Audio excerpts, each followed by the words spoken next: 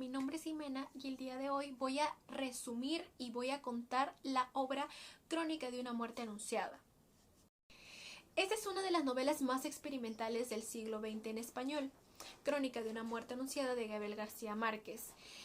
Bueno, una historia que se caracteriza por su no linealidad y su potencial inexactitud, de manera que tenemos que tener en cuenta que la obra no sigue un orden claro de los hechos que acontecen y también que hay muchísimos personajes y muchos sucesos. De manera que si en la primera vez que te estoy describiendo este resumen no te queda claro, te recomiendo que lo vuelvas a ver una vez más. En el primer capítulo, el día que mataron a Santiago Nazar, se levantó a las 5:30 de la mañana. Después de haber asistido el día anterior a la boda de Ángela Vicario, se dirigía al puerto para recibir al obispo que venía en barco a darle la bendición al pueblo.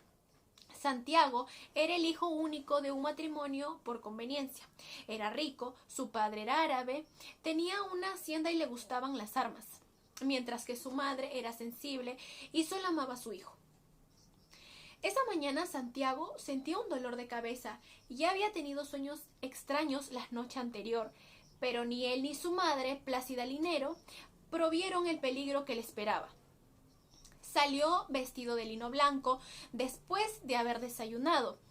Victoria Guzmán, la cocinera, estaba enterada de que lo iban a matar, pero no le dijo nada porque en el fondo quería que lo mataran.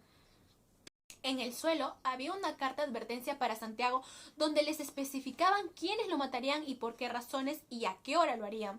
Pero cuando Santiago salió, ni él ni nadie la vio hasta después del asesinato. Santiago Nazar salió por la puerta principal y se dirigió rumbo al puerto. Al pasar cerca de la tienda de Clotilde Armenta, Pedro y Pablo Vicario, gemelos de 24 años, ya estaban esperando ahí a Santiago para que lo mataran. Sin embargo, Clotilde les pidió que dejaran sus asuntos para después por respeto al obispo. El obispo no bajó del barco y desde ahí nada más les dio la bendición. Santiago se sintió decepcionado, pues esperaba besarle la mano al obispo. De regreso se encontró con Margot, la hermana del narrador, quien invitó a Santiago a la casa a desayunar. Pero este prometió regresar en cuanto se cambiara la vestimenta. Bueno, muchos de los que estaban en el puerto sabían que Santiago Nazar lo iban a matar. Don Lázaro Aponte, alcalde municipal, creyó que ya no corría ningún peligro. Asimismo, el padre Carmen Amador, cuando Margot caminaba rumbo a su casa, se enteró del escándalo que circulaba. La hermosa Ángela Vicario, que se había casado el día anterior, había sido devuelta a casa de sus padres porque Bayardo encontró que no era virgen. Nadie podía explicarle cómo fue el Santiago Nazar que se comprometiera en este enredo, pero sí sabía con seguridad que los hermanos de Ángela le estaban esperando para que lo mataran. Margot le contó a su madre la posible tragedia y ella salió rápidamente para avisarle a Plácida acerca de los intentos de asesinato contra su hijo. Sin embargo, cuando iba en la calle, le dijeron que ya era muy tarde. Santiago ya estaba asesinado. En el segundo capítulo, Bayardo San Román, el hombre que devolvió a la esposa, había venido por primera vez en agosto del año anterior, 6 meses antes de la boda. Andaba para los 30 años, era muy rico, tenía los ojos dorados, la cintura angosta y parecía un hombre triste. Nadie supo nunca a qué vino realmente. Se decía que andaba de pueblo en pueblo buscando novia para casarse. La noche en que él llegó, dio a entender en el cine que era ingeniero de trenes y habló de una urgencia de construir un ferrocarril. Nunca se estableció muy bien cómo se conoció Bayardo y Ángela, pero supuestamente un día él vio a Ángela caminar por la calle junto con su madre y él dijo, ella va a ser mi esposa. Posteriormente hubo una feria donde se subastaron varias cosas y Ángela era la que cantaba los números. Bayardo compró todos los artículos de la rifa, en especial la ortofónica, la cual él envolvió, la decoró y se la envió a casa de Ángela para regalo por su cumpleaños. Ángela Vicario era la hija de una familia de recursos escasos. Su padre, por Poncio Vicario, era ciego y orfebre de pobres. Purísima del Carmen, su madre, había sido maestra de escuela hasta que se casó. Las dos hijas mayores de Pura se habían casado muy tarde y una hija intermedia falleció de fiebres. Ángela era la más bella de las cuatro, pero tenía un aire desamparado y una pobreza de espíritu que la guardaba en un porvenir infierno. Al muy poco tiempo, Bayardo San Román le propuso matrimonio a Ángela. Ella no estaba muy contenta ni convencida de convertirse en su esposa, pero él la había atrapado con sus encantos a la familia Vicario. Y además, representaba una gran bendición, ya que tomaban en cuenta que él tenía un estatus social alto. La madre de Ángela pidió que Bayardo San Román acreditara su identidad, pues hasta esa fecha nadie sabía quién era. Bayardo trajo a su familia para ponerle fin a las distintas conjeturas y chismes que se circulaban en el pueblo acerca de su identidad. Eran 4. La madre Alberta Simmons, una mulata grande de Curazao que hablaba el castellano mezclado con el papiamento. Las hermanas, acabadas de florecer, parecían 2 potrancas sin sosiego, y el padre, la carta grande, el general Petronio San Román, héroe de las guerras civiles del siglo anterior y una de las glorias mayores del régimen conservador por haber puesto en fuga al coronel Aureliano Buendía en el desastre de Tucurinca. El día de la boda se fijó pronto y hubiera sido antes de no haber sido por el luto que guardaban los Vicario. Esta se iba a celebrar en casa de la familia Vicario, lo cual requería de remodelaciones para la cantidad de invitados. Incluso Bayardo alquiló las casas de los vecinos para que tuvieran más espacio para el baile. Asimismo, ya estaba dispuesto el nuevo hogar de la pareja, una casa en la colina que pertenecía al viudo Sius. Y esta era la casa más bonita del pueblo, pues desde ahí se veía el paraíso sin límites de las tierras cubiertas de anémonas con moradas. Nadie hubiera pensado que Ángela Vicario no fuera virgen, dado que nadie la había conocido ningún novio anterior y aparte había crecido junto con sus hermanas bajo el rigor de su madre, que era potente de hierro. Ella quería suicidarse, pero a falta de valor decidió contarle a su madre, quien le aseguró que casi todas las mujeres perdían la virginidad en accidentes de la infancia y que habían trucos para engañarle al marido con la reposición de otras sábanas que pudieran eximir su mañana de recién casados. La sábana de hilo con la mancha de honor. Ángela se casó con esa ilusión y Bayardo San Román debió casarse con la ilusión de comprar la felicidad con el peso descomunal de su poder y fortuna. Pues cuanto más aumentaban los planes de fiesta, más ideas de delirio se le ocurrían para hacerla más grande. El general Petronio San Román y su familia llegaron con su familia en un buque hasta el Congreso Nacional junto con varias personas distinguidas y muchos regalos. Al novio le regalaron un automóvil convertible con su nombre grabado en letras góticas y a la novia le regalaron un estuche de cubiertos de puro oro. El acto final terminó a las 6 de la tarde, cuando se despidieron los invitados de honor y el buque se fue con las luces encendidas, dejando un reguero de valses de piano. Bien, los recién casados aparecieron poco después en el automóvil descubierto y después de festejar un rato, Bayardo ordenó que siguieran bailando por cuenta suya y se llevó a la esposa aterrorizada para la casa de sus sueños, donde el viudo Sius había sido feliz. La parranda pública se dispersó en fragmentos hasta la medianoche. Santiago Nazar, quien gustaba de hacer cálculos sobre los gastos de la fiesta, estuvo festejando y bebiendo con el narrador Enrique Cristo Bedoya, incluso con los hermanos Vicario, 5 horas antes de que lo mataran.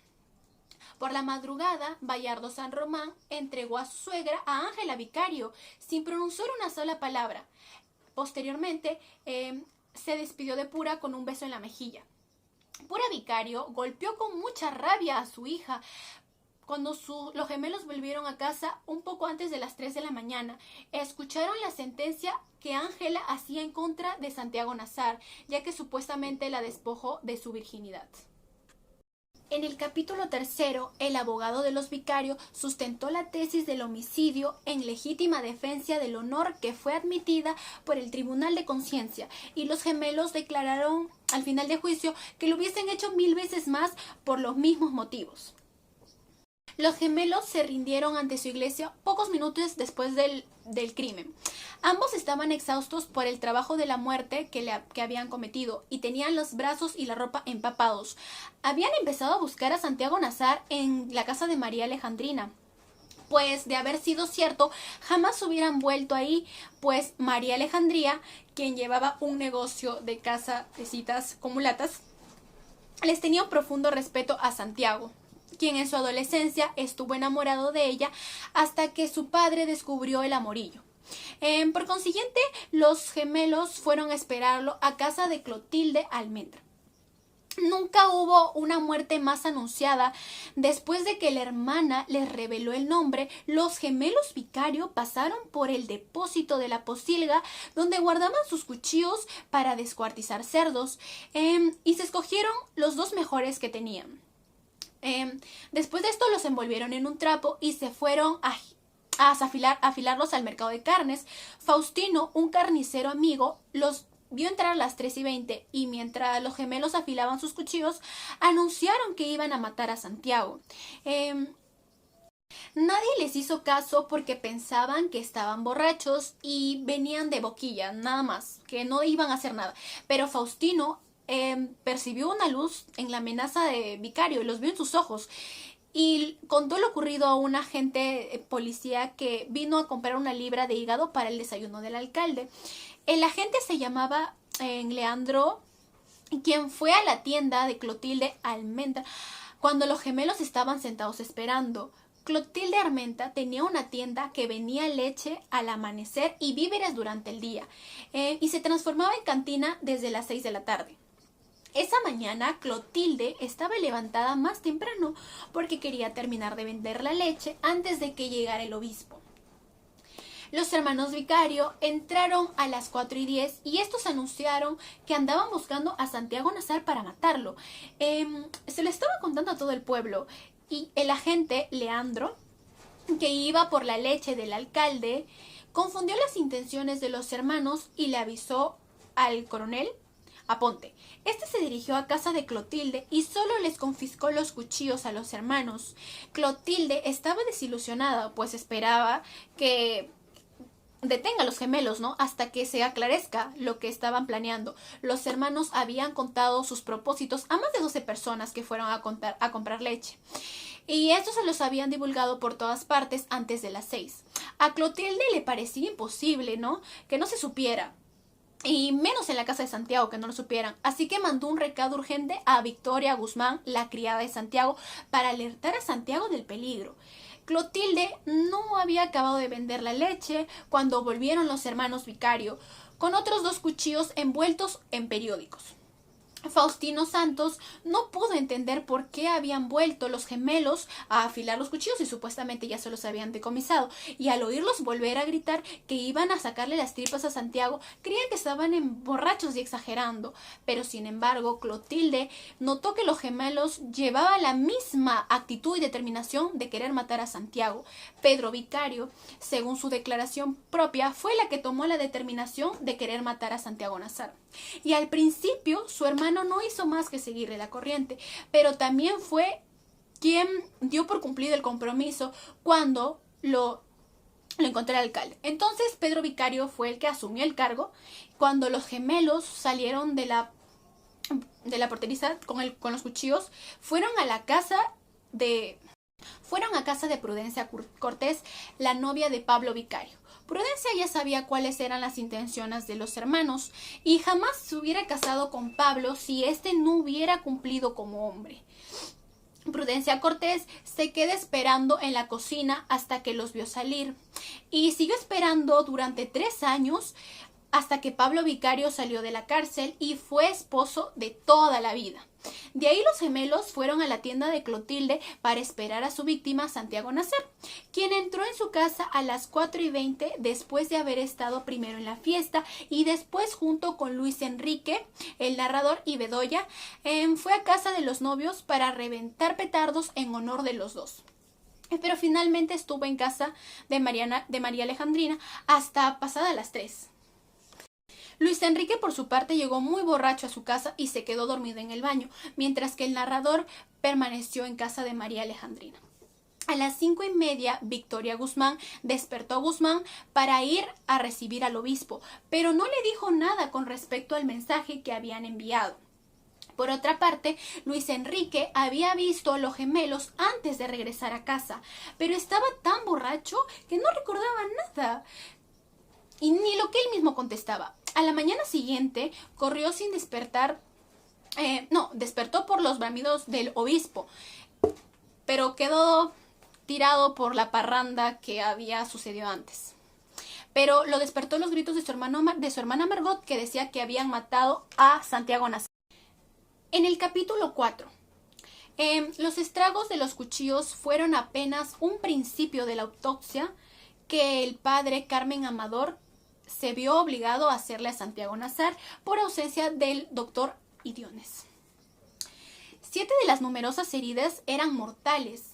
Lo habían herido en el páncreas, en el hígado, en los brazos, en las manos y en otras partes del cuerpo. La autopsia se realizó dentro de una escuela pública del pueblo. Entre tanto, los hermanos Vicario estaban encerrados en la cárcel sin poder conciliar el sueño porque todo su cuerpo y su ropa estaban apestando a sangre. De hecho, todo el pueblo olía a Santiago Nazar. Pensaban que querían matarlo en venganza de su acto. El temor de los gemelos respondía al estado de ánimo de la calle.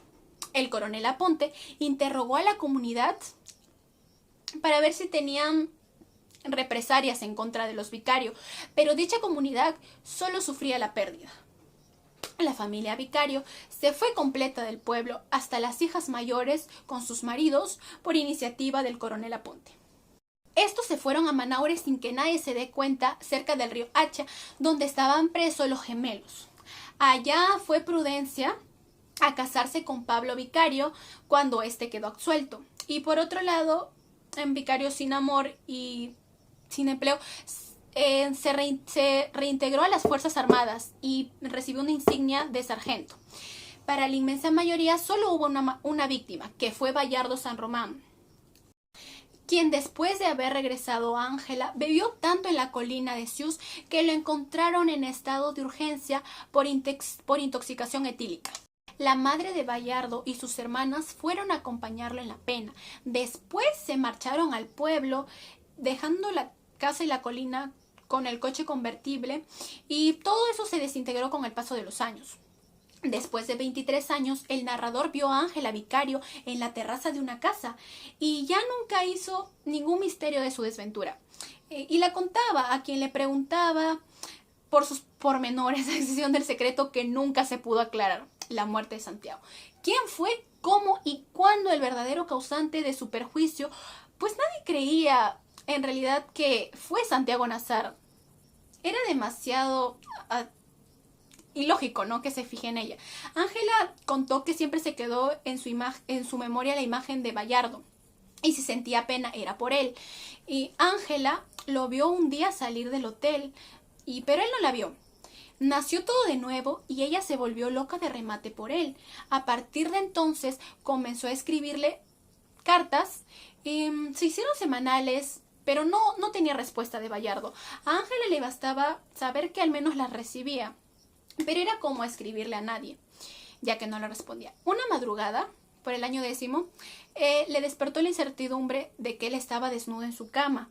Ángela le escribió entonces una carta de 20 pliegos en la que soltó sin pudor las verdades amargas que llevaban podridas en su corazón desde esa noche. Pero no hubo respuesta, y a partir de entonces no era consciente de lo que escribía a ciencia cierta, pero lo siguió haciendo por 17 años.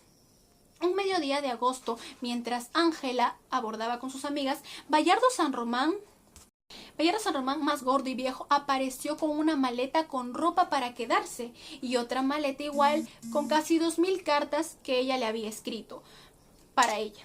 No, que ella le había escrito a él. Pero todas estaban sin abrir. En el capítulo 5, la impresión general era que Santiago Nazar murió sin entender su muerte. Después de que le prometió a Margot que iría a desayunar, Cristo Bedoya se lo llevó por el brazo por el muelle. Y a Misayun, un árabe comerciante, fue el único que salió a esperar a Santiago para prevenirlo en cuanto escuchó el rumor. Cristo Bedoya, después de despedirse de Santiago, se dirigió a Yamil y apenas escuchó la información salió corriendo de la tienda en busca de Santiago. Le parecía imposible que hubiera llegado a su casa en tan poco tiempo, pero de todos modos entró a preguntar por él y lo buscó en su habitación y tomó la pistola de Santiago para dársela en caso de necesitarla. Se encontró con casi Alinero, pero no se atrevió a decirle nada de la amenaza de los vicarios. Sin más explicaciones, él se marchó a buscarlo. En la plaza se encontró con el padre Amador, pero no le pareció que pudiera hacer por Santiago Nazar nada distinto de salvarle el alma. Iba otra vez hacia el puerto, donde escuchó los que le llamaban los gemelos de la tienda de Clotilde. Así que Cristo Bedoya les dijo que tuvieran cuidado porque Santiago estaba armado. En la puerta del Club Social, Bedoya se encontró con el coronel Lázaro Aponte, que le contó lo que acababa de ocurrir en la tienda de Clotilde. Aponte prometió ocuparse del caso, pero primero entró al Club Social para confirmar una cita de dominó, y cuando volvió a salir ya estaba consumado el acto. Cristo Bedoya cometió su único error mortal. Pensó que Santiago Nazar había resuelto a última hora había preferido desayunar en casa de Margot y fue a buscarlo allá. Al doblar la última esquina, reconoció de espaldas a la madre de Margot, que envuelta en lágrimas le dijo que ya habían matado a Santiago Nazar. Mientras Cristo Bedoya buscaba a Santiago Nazar, entró a la casa de Flora Miguel, su novia y futura esposa de Santiago Nazar, para la próxima víspera de Navidad. Flora Miguel despertó aquel lunes con los primeros bramidos del buque del obispo y poco después se enteró que los gemelos vicarios estaban esperando a Santiago para matarlo. Santiago acababa de ser... Y cuando entró a ver a su novia, ella le aventó el cofre con las cartas de amor que le había escrito y le deseó que lo mataran. El padre de Flora Miguel le explicó a Santiago que los gemelos lo querían matar y que podían ocultarse ahí o llevarse una escopeta para defenderse. Santiago salió rápidamente de ahí y fue rumbo a su casa. Al dirigirse a su casa, lo vieron los hermanos y Clotilde le gritó a Santiago que corriese para que se salve. 5 minutos antes, en la cocina, Victoria Guzmán le había contado a Plácida Linero que todo el mundo lo sabía. En la sala donde estaban trapeando Divina Flor, la hija de Victoria Guzmán, vio a Santiago Nazar entrar por la puerta de la plaza. En Plácida Linero vio entonces el papel con la advertencia en el suelo, pero no pensó en recogerlo. A través de la puerta vio a los vicarios que venían corriendo hacia la casa con los cuchillos desnudos. Desde el lugar que ella se encontraba, podía verlos a ellos, pero no alcanzaba a ver a su hijo, que corría desde el otro ángulo hacia la puerta. Y como pensó que él ya estaba dentro y que los gemelos querían meterse para matarlo dentro de la casa, corrió hacia la puerta y la cerró de un golpe. Estaba pasando la tranca cuando oyó los gritos de Santiago, pero creyó que él estaba arriba, insultando a los hermanos vicarios desde el balcón de su dormitorio, y subió a ayudarlo. Santiago necesitaba apenas unos minutos para entrar cuando se cerró la puerta. Los gemelos lo apuñalaron varias veces y esperaban que se derribara, pero este no caía.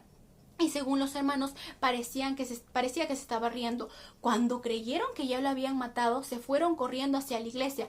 Santiago se levantó sosteniéndose las entrañas y trató de entrar por la puerta de la cocina.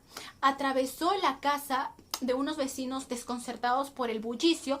El aspecto de Santiago, en cuanto entró a su casa, dijo: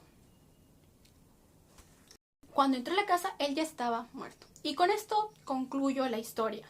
Es una historia pues muy interesante, pero es simple, y como que el autor la complica, ¿no? Con actos temporales y la creación de los personajes que aparentan poco y dan poco también a lo que es la trama.